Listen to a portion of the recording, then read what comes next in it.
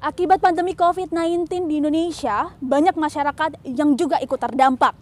Beberapa di antara kita bahkan nyaris kehilangan pekerjaan atau bahkan tidak punya pekerjaan sama sekali. Melalui Tribuners Peduli kami ingin mengajak Anda untuk membantu masyarakat terdampak COVID-19. Caranya, mana kameranya?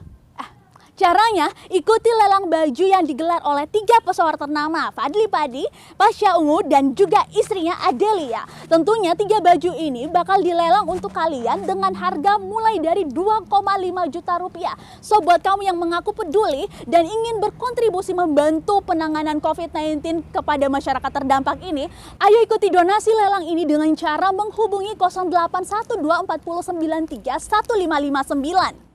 Pemenang akan langsung diumumkan pada tanggal 30 Mei 2020, disiarkan langsung dari YouTube Tribun Timur pada pukul 19.00 hingga pukul 21.00 waktu Indonesia Tengah. So, tunggu apa lagi? Ayo berdonasi dan siapkan donasi terbaikmu.